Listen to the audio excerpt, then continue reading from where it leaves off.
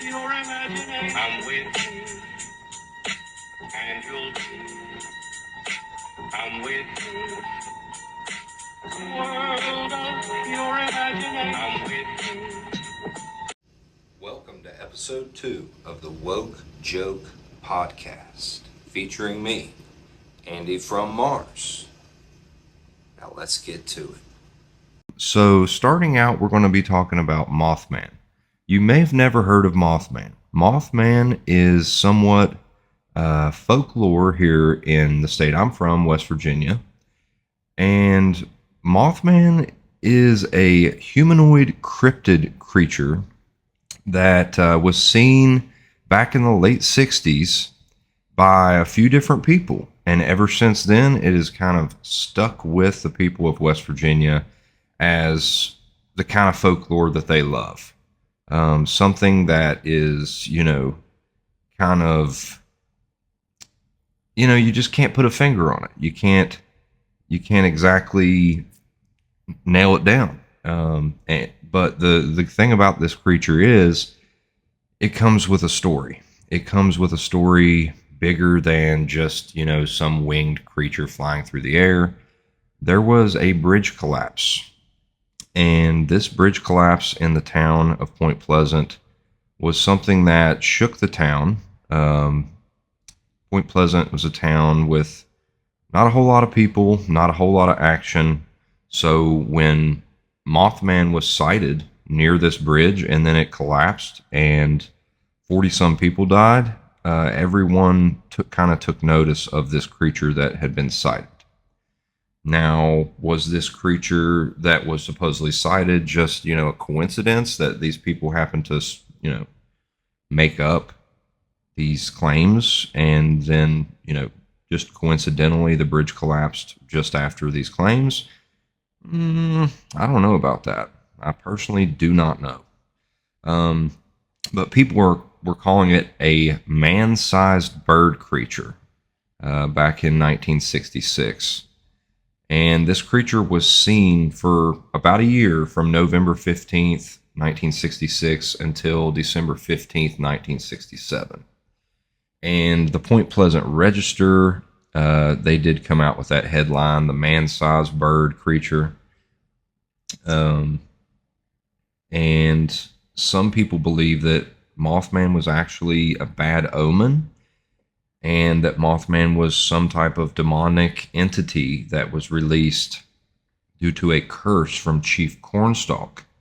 Chief Cornstalk was the leader of the Shawnee that were fighting the Battle of Point Pleasant, Lord Dunmore's War, and he was a peacekeeper.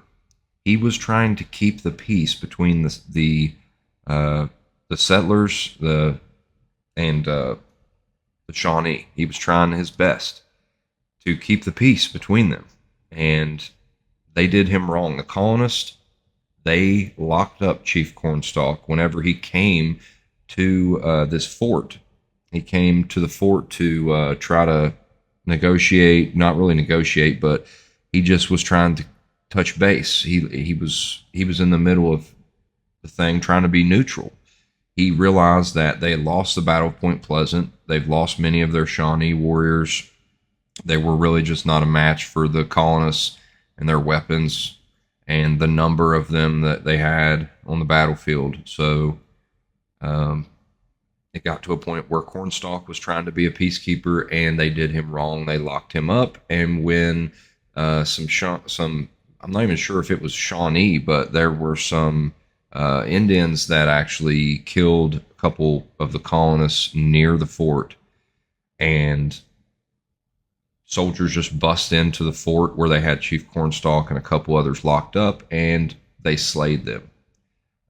And Chief Cornstalk, he was trying to be peaceful, and this all happened right in the same area where Mothman was later seen.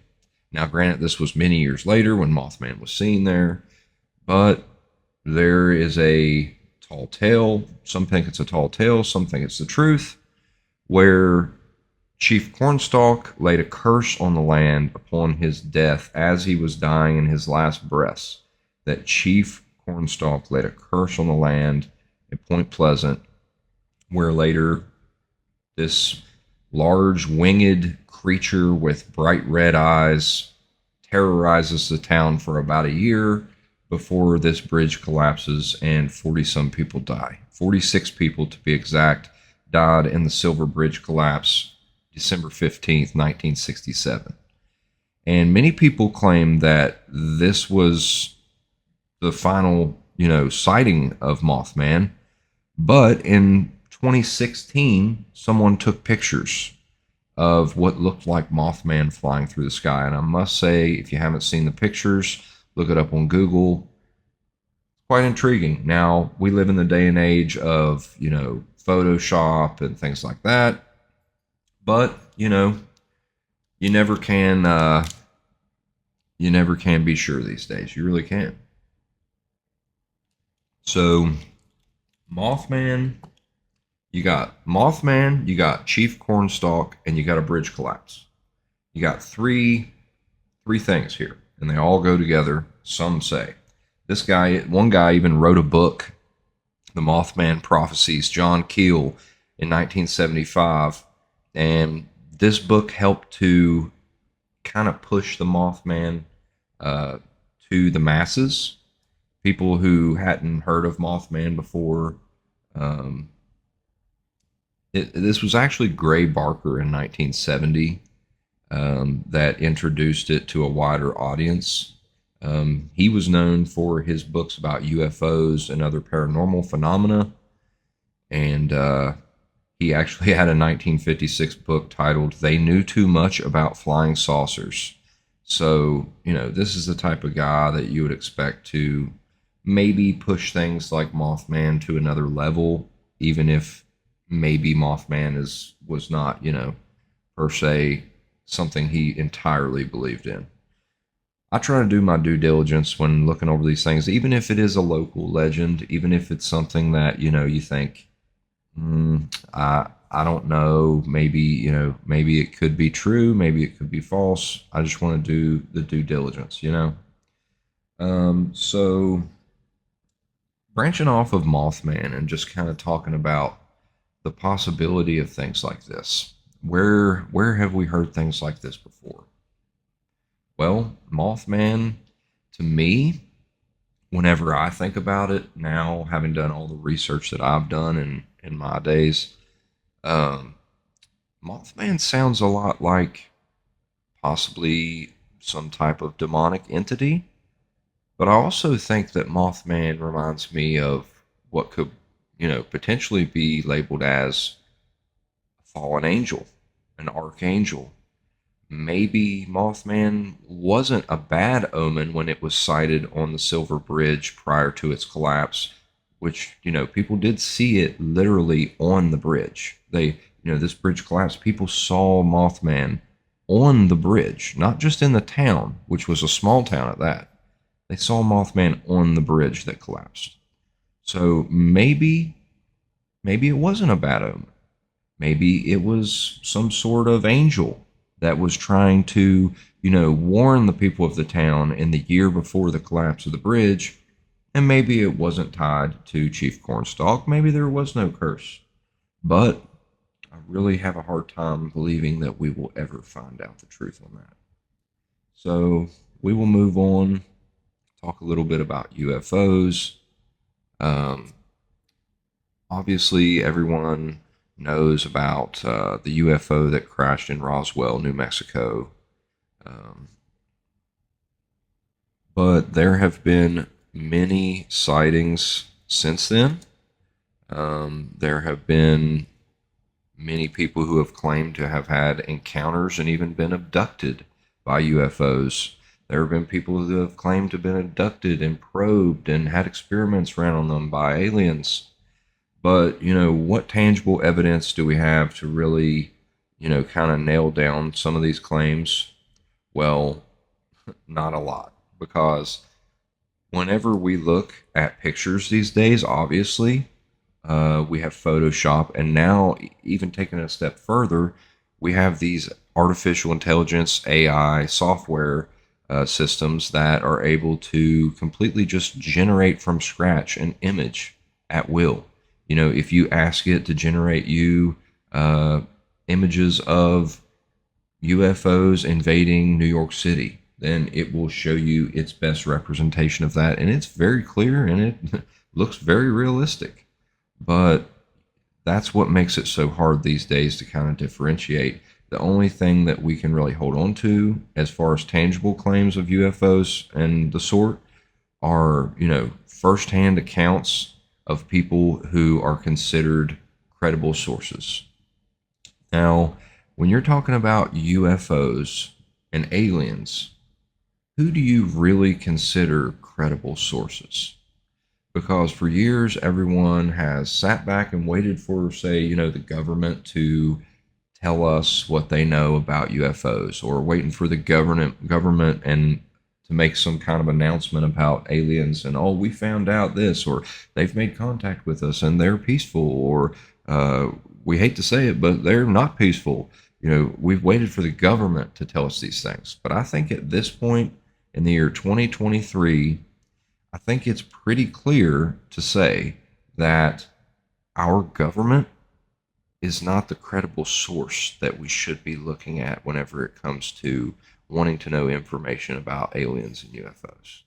Because at this point, our government understands that there would be panic in the streets if they would come out and say something about UFOs, and, you know, that it would just send shockwaves through religious communities. It's something that's very hard for some people to wrap their brains around. Me, not so much. A lot of other people out there, not so much. But for people who are very, you know, say, fundamental Christians or other religions that have very specific beliefs on the creation of this planet, or, you know, what's out there, it may be a very, very different story for them. But as far as claims that are somewhat credible, there have been multiple military people who have claimed that they have seen UFOs.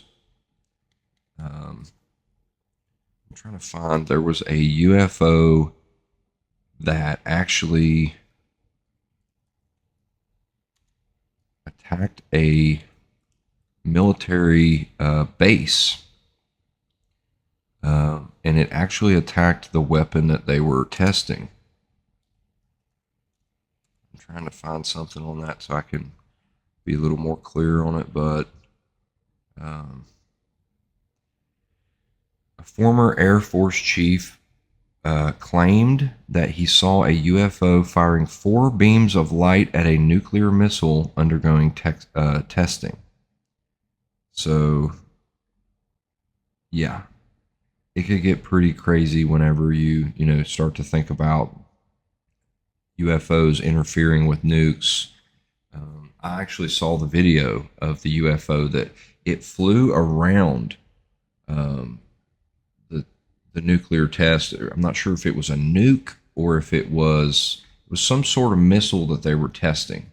And as the missile went up in the air, the UFO flew around it and shot beams of light from different angles. And I mean, the fact that this UFO was able to stabilize at a specific point around on each side of this missile that was moving through the air, you know, you see you know, it kind of makes you think that maybe it was, you know, doctored. But this video was not taken at a time or a place that it would have been doctored. And the way that the missile fell apart after that it happened, as it, you know, it just fell back to the earth, it looked very real, I will say. And it does kind of fit the narrative of, you know, UFOs and aliens not wanting us to harm our atmosphere, because we look at the planet as, you know, this is ours to take care of. But we're at a point in our civilization where we are only so advanced, and our perception is that, that's our perception, is that, oh, we need to take care of this planet. But in reality, to, maybe an alien race that's been around for thousands or millions of years longer than us, their perspective may be, we need to take care of this universe, because it's not just one little planet. You let off a nuclear test, you could tear the fabric of the universe. I mean, for all we know. I mean, we're just kind of throwing shots in the dark with a lot of these experiments and things that we are doing. I mean, we have calculations that our scientists have made, our physicists have made, but at the same time, a lot of these things that we're doing, like searching for this Higgs boson particle, or the God particle they're doing over in Switzerland. Um, these are just shots in the dark as far as experimentation with things that we really, really don't know about. We think we do, until we tear a hole into another dimension and our entire reality is completely flipped on its head. So yeah, that's kind of how I feel about that. I feel like we need to be moving forward as a human race as far as our technology and the things that we're doing, but I feel like a lot of our advancements and things we're trying to do, I mean, why? That's just my take. Well, while we're talking about outer space per se and aliens and things like that, we'll kind of switch it up but stay in the same realm. So everybody likes to talk about the moon landing. Everybody likes to talk about it now and says, "Oh, was it faked? Oh, was it a hoax?" And what's crazy is that it's for a lot different reasons than it was back when it happened. Back when the moon landing first happened, a lot of people thought that it was fake or thought that it was a hoax, because we were at a point in society where people had a hard time wrapping their brain around the fact that we could get on a space shuttle and fly to the moon and actually step foot on it. Well, you know, I always, was one of the ones that was a believer. I believe that we actually went there. I like modern science and marvels of science and things like that. And it was intriguing for me as a kid to see videos of back when, these guys stepped foot on the moon. You always hear one small step for man, a giant leap for mankind. It's one of the most iconic quotes of all time. Um, but as I got older and I started to realize that a lot of the things that we think are so aren't exactly such, and that we have been lied to about this. We've been lied to about that. The more you kind of dig into things, you start to question other things. There's a reason why these people these days question the shape of our planet and think it might be flat, is because we actually have been lied to about so much that people are questioning, the shape of our planet. The very most the thing that is the most constant, definite thing that everyone that lives here, should know and should feel confident in as fact. People have questioned it all the way to that because of how we've been lied to. So it makes it understandable, the fact that many people may think that something such as the moon landing may have been faked. Now, why would people think that it was faked? That's the next question we get to. So there were multiple things that pointed that into that direction, but one of the main things is that Buzz Aldrin, one of the people that actually went to the moon, has said on multiple occasions that we didn't go there. He at first, kind of said things discreetly, but then over the years, he has kind of been a little more vocal in the things that he has said. And that's what a lot of people point to. Now comes another crazy claim that Stanley Kubrick, the director of the movie The Shining, one of the most well-known movies of all time, really, with Jack Nicholson, great movie, and a great director. one of the most well-known and critically acclaimed directors of his time. Stanley Kubrick was said by many, and some people even say that he has himself, which there are videos out there you can go watch for yourself, dig down that rabbit hole yourself, that he directed the moon landing hoax, and that he was actually at the time kind of honored to do it. And there was a video where he said that he did do it.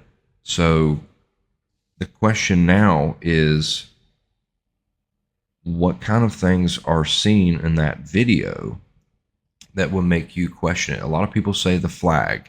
A lot of people say the flag wouldn't, kind of wave in the wind if it was on the moon. Some people have tried to debunk that. Some still question it.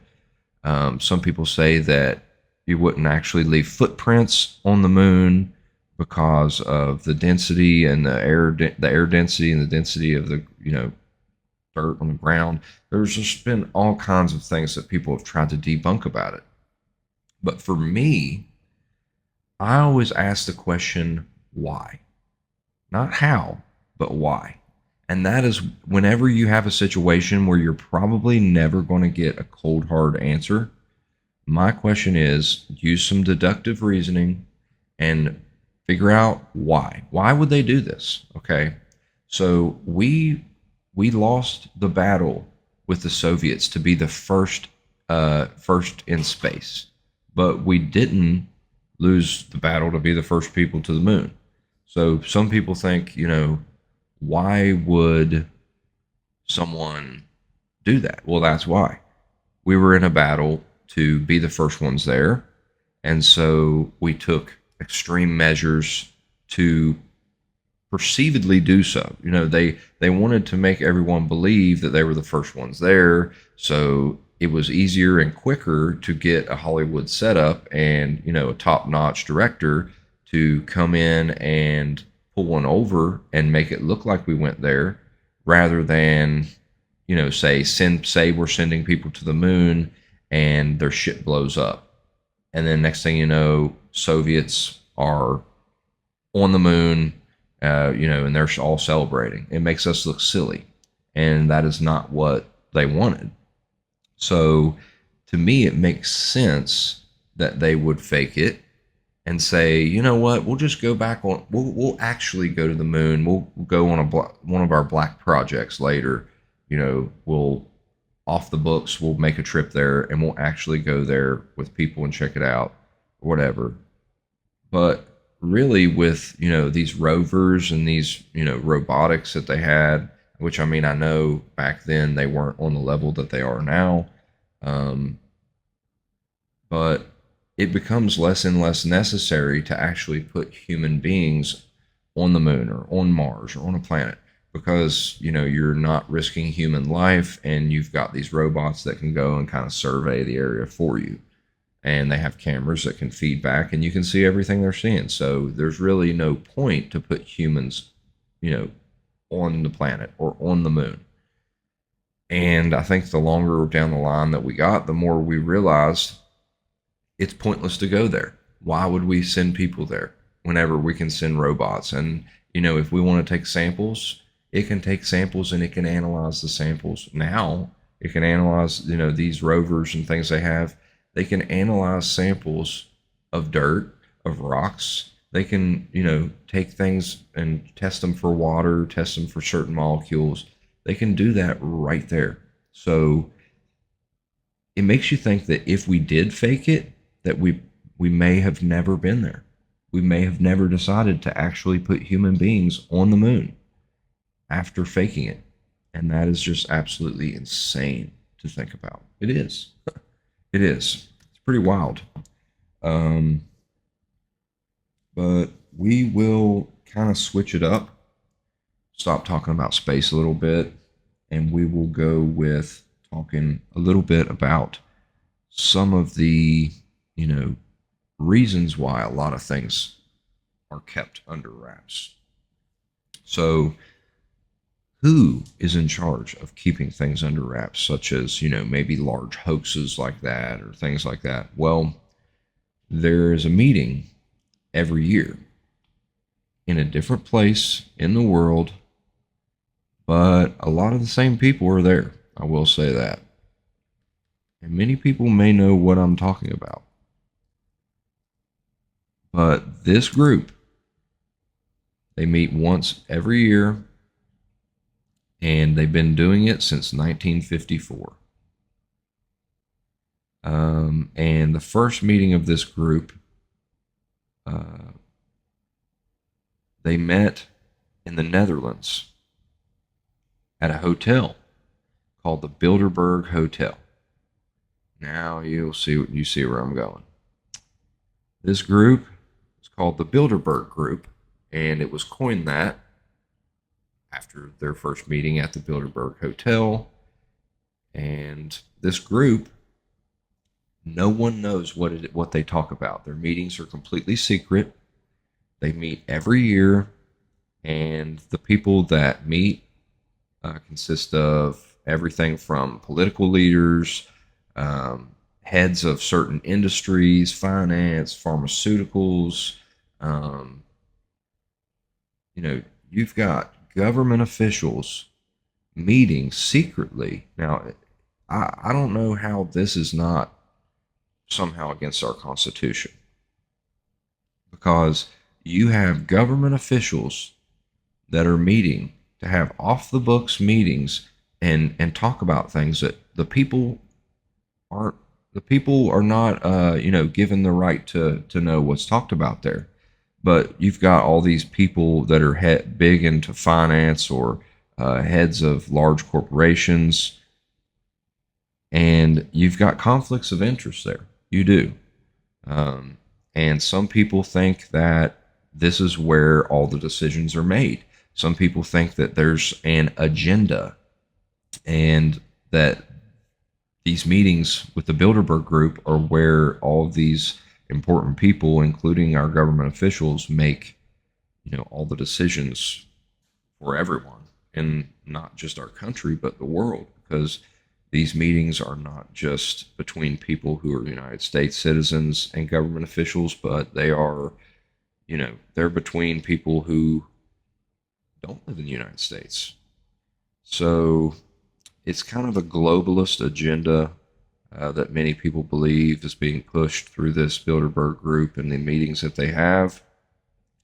And there's actually there's actually like a board of like chairmen. The chairman of the steering committee of the Bilderberg meetings. And you've got this guy from the Netherlands, Prince Bernard of Lip Biesterfield. Oh, this guy actually held many offices.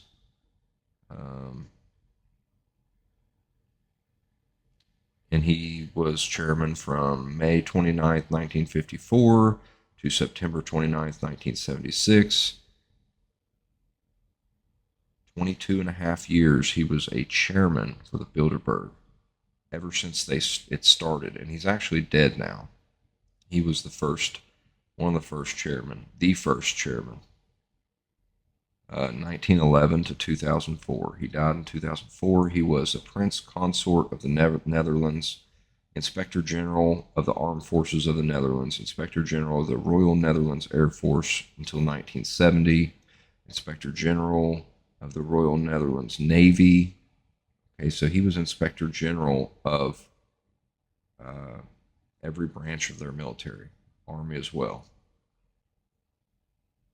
And he was actually the Commander-in-Chief of the Armed Forces of the Netherlands during World War II, 1944-1945.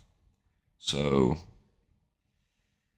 then you have Alec Douglas Home, Baron Home of the Hersel, United Kingdom. He died in 1995. He was a chairman for only 2 years and 364 days. He served 1977 to 1980. He was the Prime Minister of the United Kingdom from 1963 to 1964. Leader of the Conservative Party, 1963, 1965. Member of the House of Lords, member of Parliament. So, and this guy, he took over as chairman of the Bilderberg Group. He was the second one. He came after Prince Bernard of Lip-Biesterfeld. So you've got Netherlands is where the first meeting of Bilderberg Group was at. And this guy that was the Prince Consort of the Netherlands, he was the very first chairman. But then after him, you have a guy from the United Kingdom that used to be the Prime Minister of the United Kingdom. Then you have a guy from Germany, Walter Scheel, President of Germany, 1974 to 1979. See where we're going here? The people who are running this group are people who are, and this is just the first few. You know, this is we're not even through the 80s yet. Like, you got this guy that was from the United Kingdom, later Peter Carrington, 6th Baron Carrington. He was the Secretary General of NATO from 1984 to 1988, and he served as the chairman of the Bilderberg Group from May 1990 to May 1998. So 10 years before, no, not 10 years, 2 years. 2 years before he was a chairman of Bilderberg Group, he was the Secretary General of NATO. I'm so confused here. Like, you're telling me that all these people who have huge pull on the global scale in politics, in world trade, in everything that goes on this planet, people that have been in huge positions of political power, you're telling me these people are heading and have been heading this group that's been meeting ever since 1954 at a different hotel in a different place in a different country every year, and they don't tell the people what they talk about? We've been bamboozled. I'm just going to say it. We've been absolutely, positively bamboozled. Do you understand? I mean, if you have never heard of the Bilderberg Group, if you've never dove down that rabbit hole, I would advise you to do so. I would strongly advise. And right here, you know, you could go to, like, right now, I just got here on Wikipedia's page on the Bilderberg Group, and it even has a whole section on conspiracy theories, because, you know, of course they feel the need to do that because everyone obviously knows what's good with that.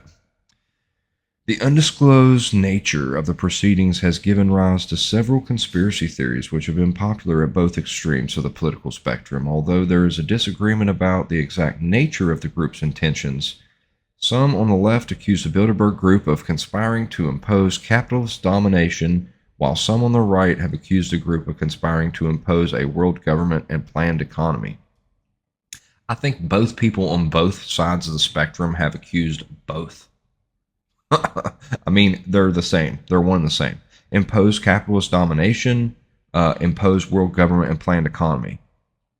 Is that not the same thing? I mean, to me, it is. It's one and the same. Some people just aren't able to see that. So, yeah, it gets pretty deep. We could go down that rabbit hole for days. And of course, they want to toss around names like Alex Jones, Jesse Ventura, Alex Jones, he's been on point with all kinds of things. Did he go over the edge and say some things? You know, he's a little he's off his rocker at times, I'll say it. But, you know, a lot of the stuff that he says is on point. I will say that. He's called out so much stuff, and it's the truth. I'm not going to lie. But Jesse Ventura, Jesse Ventura is a guy that you do not want to fuck with. Like you just don't. No one could stand up to Jesse Ventura and get him and just have him speechless because he has an answer for everything. He's done his research. Jesse Ventura is a veteran, and he's been at every step of politics. He's been a governor, and the guy literally knows what's good. He knows what's good with a lot of the secret things that they want to hold back from us. A lot of stuff about 9/11. Jesse Ventura is probably the you know, biggest digger into the 9/11 conspiracies. Go watch some of his videos or even read some of his books he's got out. He's a great guy, knows what's good. Um, but yeah, they take a little jab on Wikipedia where they try to act like, you know, when people say this is a secret government of the world, I say that if we were a secret government of the world, we should be bloody ashamed of ourselves. That is that is absolutely insane. That is that was the guy from Belgium, Etienne d'Avignon, Viscount d'Avignon. Mr. d'Avignon said that they should be bloody ashamed of themselves if they're like he literally didn't even provide any type of like rebuttal. all He's the head of the Bilderberg group, and all he had to say was, people say this is a secret government of the world. I say that if we're a secret of the government of the world, we should be bloody ashamed of ourselves. Like, really, that's all you got to say? Like, you're the head. That's like talking to the president and saying, President, uh, you know, are you absolutely controlling the people with mind control, and are you using the media as a tool to control the masses and kind of curb any type of speakings about you that you don't like? And him saying, well, if I did, then that's bloody awful. Like, you're making it too obvious, bro. You're making it too obvious that this is the case, and we all know it is. So we will move on to something a little different. We're going to keep it spicy, but we're going to move on to something just a little bit different. That way we can kind of get off this topic, because I could talk all day about Bilderberg Group. We could go down the Bohemian Club. I think we will. I said we're going to change the subject, but I lied, because you can't touch on Bilderberg and not touch on Bohemian. So the Bohemian Club is a little different than the Bilderberg Group, which when you peel back the layers of it, honestly, they're probably doing a lot of the same things. But whenever you look at the Bohemian Club, they, Bilderberg, they have it at a hotel. They have all these, well-known people that are there. They kind of document who's there. The public doesn't know what's talked about, but the public can find information on who was there and things like that. Bohemian Club, you're going to have trouble finding information on who was there. You're going to have trouble, and the thing about it is, Alex, speaking again on Alex Jones, he actually snuck into Bohemian Grove. I think it was in the early 90s. Let's look that up just to be sure. Alex Jones.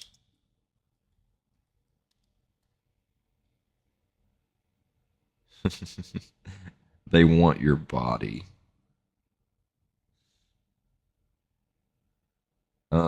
So Alex Jones snuck into Bohemian Grove. Oh, it was 2000. In 2000, Alex Jones infiltrated the campground with a hidden camera and revealed some interesting things. And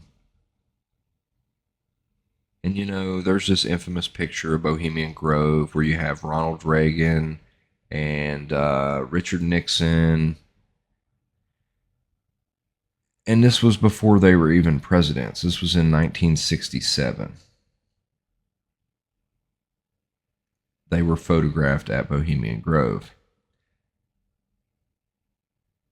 And some people believe that some things go on there and have went on there that are quite disturbing. Now, we all have, if you're into conspiracies and you know have looked at Bohemian Grove before, you know that they've got like this huge owl of Horus that they do, like we're doing like these pagan ritual type things where they would light it on fire, and they would all be wearing these cloaks or robes, and they would, you know, be doing dances around the burning owl of Horus. It was some very strange activity, I will say that.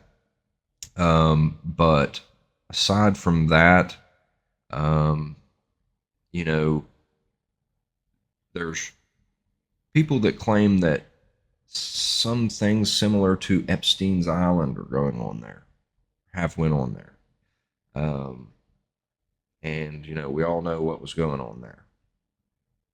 And the only way that Bohemian Grove and their club is a little different than the Bilderberg group, which, you know, you probably would find some of the same people in both places.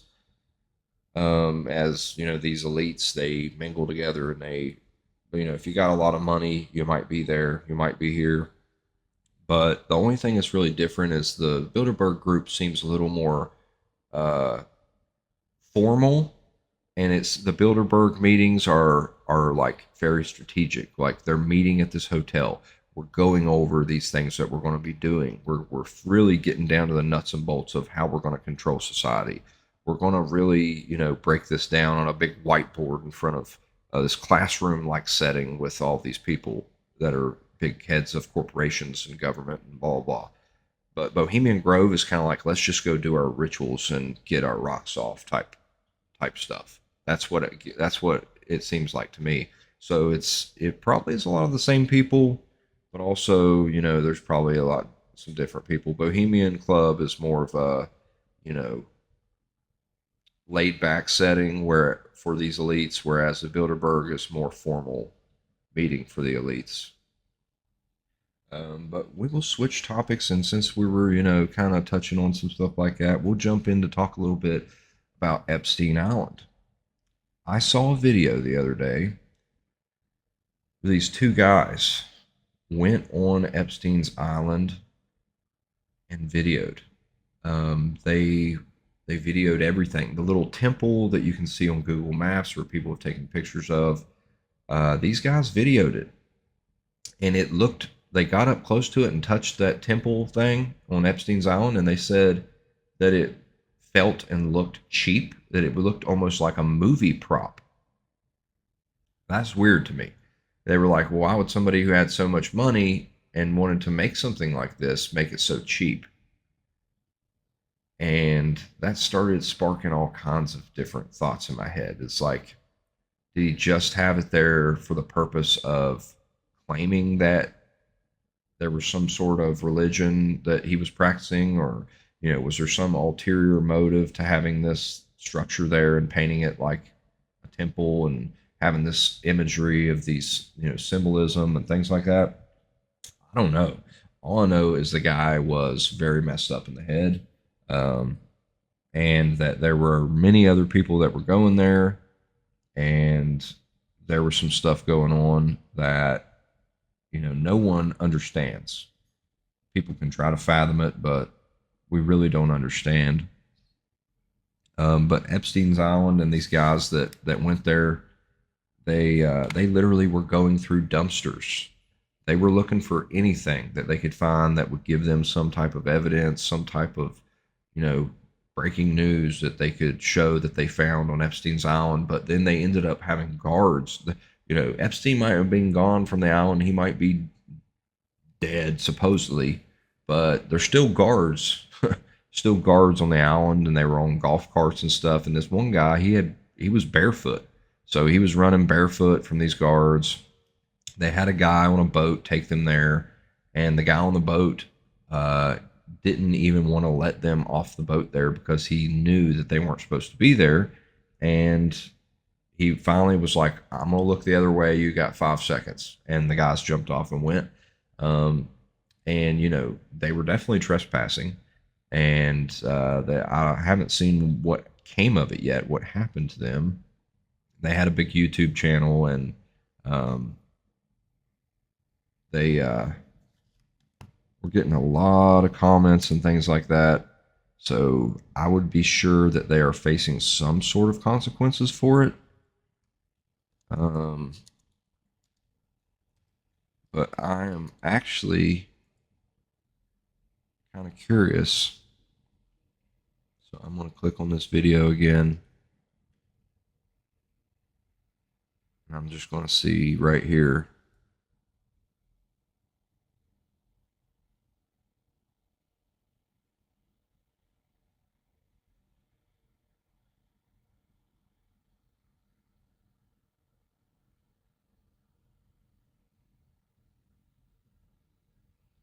Hmm.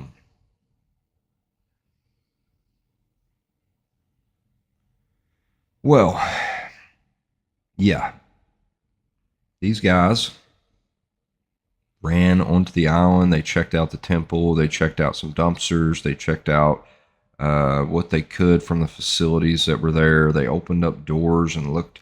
Look, they were looking everywhere. I mean, these guys, they were looking everywhere. I was surprised that they actually didn't find more. Um, you gotta love comments, man. You gotta love them. Um, but yeah, everybody in the comments was like, this guy actually had the audacity to go to a private island and risk being shot. He's pretty crazy. Um, but yeah, it seems like everything had been cleaned up, and that there was really nothing left there as far as evidence to incriminate Epstein of anything specific, which we already know that that he was convicted, and he was he had served time before and everything. So we know about him, but we want to know who the other people were. We want to know what they did. We want to know, some people are like, I don't want to know that stuff. I want to know. I want to know what these people are doing, and I want them to be held accountable, because these people are literally still walking around amongst everyone else. You know, that's what doesn't make sense, is that, these people are walking around living their lives as millionaires, and so be it. So nothing too incriminating there. I've seen there's a guy that I actually follow on Facebook, um, and on TikTok. He goes by the name of Mr. E, and he has been doing probably more digging into Epstein than anyone that I've seen. And you should check him out. Just the word Mr. Mister, and then the letter E. He actually has done so much digging into Epstein that, I mean, I'm happy to see it. Um,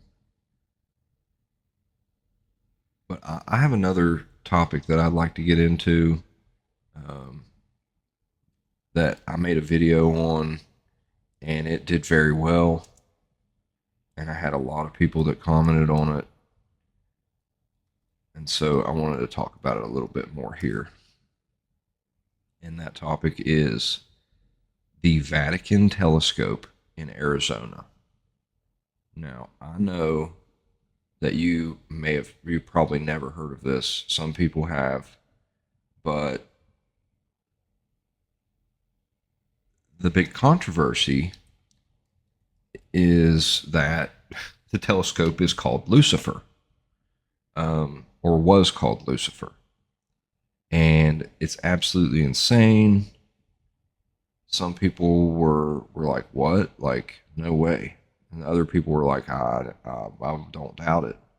A lot of people believe that the Vatican has, pagan roots, which, I mean, obviously, if you know history, you know that Catholics and the things that they practice have changed over period of hundreds of years. Things have changed, and people have their opinions, but this is just the facts about this telescope. So the telescope is located in Mount Graham, southeastern Arizona. Some of the best sky conditions in the world. And it's kind of strange because the Vatican is not, yeah, Catholic, religion is all throughout the world, but the Vatican, it's its own. It's like Washington D.C. It's not a city. It's a city state. That's what I like to call it. Um, but the Vatican doesn't really operate in the United States like that. That's why it's kind of strange that it makes you think of the whole globalist agenda and things like that whenever you realize that the Vatican has a telescope in Arizona. Like, you're like, what? Um, but this is one of the most advanced telescopes in the world. Um, It's located at this facility alongside two other telescopes, the first of which is known as the Submillimeter Telescope, which is owned by the University of Arizona itself. The third and largest telescope is the Large Binocular Telescope, which is a joint project by multiple American, Italian, and German universities and research institutions. The Vatican Telescope is jointly operated by the Vatican Observatory and the University of Arizona. Together, these telescopes form Mount Graham International Observatory. Okay, so it says you might be wondering why the Vatican not only owns a telescope, they own the observatory. Now, what's strange is that when the Vatican was questioned, they claimed that part of their reasoning on why, people were asking them, why was this telescope named Lucifer? One of their excuses is that we don't own the observatory, but it turns out they do.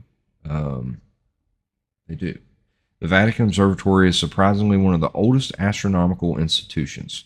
Oddly enough, in 1580, the Gregorian Tower was built inside the Vatican itself. The Vatican claimed that the tower had the sole purpose of making sure holy days were celebrated on the right dates. Okay. The Christian liturgical calendar is closely linked with astronomical bases, i.e., Easter is celebrated on the first Sunday after the first full moon or after the vernal equinox. Eventually, with the increase in light pollution in Rome, it became more difficult to see anything. The Vatican swapping locations a few times before eventually setting up the VATT at the International Facility in Arizona. What about the Lucifer Telescope? We know that the Vatican Telescope, known as VATT, so what is the Lucifer Telescope and where did it come from? Okay. Lucifer, and they have it spelled out with a little period after each letter in the word Lucifer, stands for Large Binocular Telescope Near Infrared Utility with Camera and Integral Field for Extragalactic Research. Bit of a mouthful, it says, and I will agree. And what's actually very interesting is the acronym Lucifer does not even match with what they have said that it stands for. Okay, let's start here. Large Binocular Telescope. So we got a L, we got a B, and we got a T. LBT. LUC is the first three letters of Lucifer, so I don't see how that works. Seems like a bit of a stretch, a bit of a reach to try to make it called Lucifer because it's just what you flat out want to call it, And I think that there's a lot of things have been perverted from what we believe as reality. A lot of these institutions, a lot of these things that we believe are for the better good of society are really in the business of brainwashing society and steering us down the wrong path And you just really got to read between the lines and stuff like this to see what some of these institutions actually stand for, because this is absolutely crazy. So they called the thing Lucifer. It's a telescope. And they say that it stands for Large Binocular Telescope, Near Infrared Utility with Camera and Integral Field Unit for Extra Galactic Research. Yeah, it is a mouthful. This tool is very powerful and allows astronomers to see incredibly distant objects in the universe. Using infrared technology, this tool has led to amazing discoveries about the formation of stars and planets and has massive potential for even more discoveries about distant planets. And so, the Vatican tries to drum things up with these telescopes and make them out to be something that, is all, just hunky dory and okay. But truthfully, you named the telescope Lucifer. I mean, you're supposed to be for God, right? You're supposed to be for God. But you name something Lucifer, and it's a telescope looking out into space, and I'm a believer in God, and I'm also a believer in extraterrestrial life. And do I know what all that means, and do I have all the answers to fill in the gaps in between? No, I don't. But I'm also not out here naming a telescope Lucifer when I'm claiming to be for God, and I'm claiming to, be for the people, and being the great hope for all the people. Like, but yet we're naming a telescope Lucifer. I just don't think that fits. um so we've been here about an hour. I'm going to start to try to wrap things up, but I'm going to quickly touch on just a couple other things. A couple other interesting things that, you know I love Egypt. I love the pyramids. I love the Sphinx. I love anything related to discoveries of ancient Egyptian artifacts. And so maybe just call me a sucker for the story of G.E. Kincaid, the guy that supposedly discovered, within a network of caves in the Grand Canyon, discovered what looked to be hieroglyphs and ancient Egyptian artifacts. Supposedly, there were, large rooms that were carved in these caves that had writings on the walls, and they had, what looked like, the ancient Egyptian jars that they kept their organs in, um, mummies. He claimed to have found all kinds of things, but uh, the Smithsonian was even supposedly involved, and supposedly they had some people that came out on the scene. But then, as the newspapers came out in the following days, the newspaper read that this was all a hoax, and supposedly the Smithsonian denied having any involvement in finding any of the artifacts or anything. They said that the guy that this news story picked up as this, representative for the Smithsonian, this guy never existed, and this story was all a hoax. And that this guy G.E. Kincaid that supposedly discovered it never existed. That it was all just some big hoax story with made up names and everything, like just, like a story for the tabloids, whatever. Which, I don't know that I believe it that much, but it's an interesting story nonetheless. Check it out. G.E. Kincaid. Go look it up. You'll have a good time. And then also, I've been thinking and talking a lot about Antarctica lately and Operation High Jump. Everybody thinks it was Operation High Jump, jumping over the ice wall, seeing what was on the other side of the flat Earth. We talked about it in the last episode a little bit. Admiral Richard Byrd, he was a very decorated military guy that also was he was very well known in the aviation field. Anybody that flew a plane knew who this guy was. This guy was, you know, very, very well. He was well liked. Everyone knew him. And so he was the man put on the job to lead the expedition to Antarctica. And some people have mixed opinions on what they think he was there for. Some people think that he was there because he was just, you know, helping lead this excursion to where they could find if Antarctica was two separate islands, or, you know, if it was one large landmass underneath the polar ice cap and whatnot.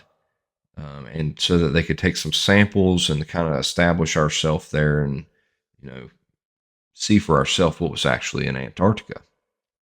But other people believe that, you know, since the Germans were there in 1939 on their excursion, we wanted to go there and we wanted to see what they had done, try to find traces of the things and that they were doing there.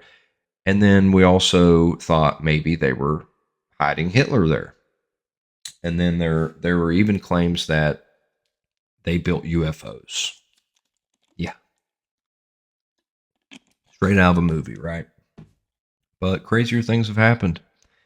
And some people do actually believe that the Nazis were hiding UFOs in Antarctica. Some people believe that they were just man made UFOs that the Nazis had constructed themselves. Some people believe that the Nazis had, you know, actually acquired alien spacecraft that they were hiding there. You know, it all sounds far fetched until you see a picture of what looks like a UFO in Antarctica. That might sound quite strange, but, you know, look up on Google. Now, you'll find all kinds of crazy pictures out there. If you want to find a conspiracy, or you want to find something that's a hoax or an actual hoax, you don't have to look far to find it. But this picture in Antarctica looks like a disc shaped object hanging out from under a rock or a cliff on a mountainside. And supposedly the coordinates are 66 degrees south, 59 degrees east. And supposedly this internet archaeologist found it. But I mean, I did go look at it, and I mean, it looks pretty legit. I mean, obviously you can't see any very detailed features of it, but I mean, it does look very abnormal for the terrain and what's supposed to be in Antarctica, you know. But yeah, take a look at that. It'll blow your mind and make you really think about some of this other stuff we were talking about, and make you wonder, you know, has there been more going on there than we know about? Or maybe had nothing to do with Nazis hiding UFOs there. Maybe it's just the fact that aliens have bases in Antarctica because they know that it's too cold for us to come there. They know that the conditions we like are warm temperatures, and maybe they've made some type of cavern in the ice there where they, you know, that's their stronghold on Earth. Who knows? But I just wanted to touch on a couple of those little topics, and uh, after that, I just wanted to touch on the fact that I am working on some music. Um, I did put out my first song this past year, Mountain Mama, and I'm from West Virginia, and I wanted to make something that kind of resonated with the people of my state and the people that do know me and things like that. But um, I've always had a passion for this kind of stuff that I'm talking about now, and the kind of stuff that I've been making videos about. And I have been writing music for years, and a lot of the music that I have written but never actually put out did have some controversy behind it. Did have some, you know, I did talk about conspiracies and things like that. But I'm starting to think that now that I have a platform is the time to actually go forward with it. And I think that you're going to like the next couple songs that I have coming out. One of them is going to be called Come With Me. And it's going to be kind of like, it's going to be about me saying, you know, come with me down this path, down this rabbit hole. It's essentially what it is. Like, come with me down the rabbit hole and let me show you some of the knowledge that I've obtained over the years. Let me show you some of the information that I've found. And, also come with me to kind of stand up against a lot of this corruption and things that has withheld some of this information from us, and it continues to kind of suppress it. And then I have another song that's coming out called You Gotta Wake Up, which is kind of self explanatory. I think a lot of people are asleep in today's society, or a lot of people are claiming to be woke, but are actually fake woke. So I'm calling in this song for people to actually wake up. And I think you'll really like both of those songs that are coming out soon. Just working on some of the specifics on finishing them up production wise and things like that. And I think once we get the videos going, once we get some music videos going for these types of songs, it's really going to ruffle some feathers. So I appreciate everyone who has supported me up until now, and I'll look forward to seeing the support flow in for projects like that and our podcast and things that we've got going now. So I'm going to wrap things up for today. I appreciate everyone. I hope that everybody continues to watch my videos, the podcast, and when these songs come out, hope you like them, hope you share them, hope you appreciate what I'm trying to do for people, because I'm just trying to wake people up, trying to spread some good information that everybody likes and get people to just open their eyes to a lot of the stuff that many people are very close-minded to in today's society. So for now, peace out from episode 2 of the Woke Joke Podcast.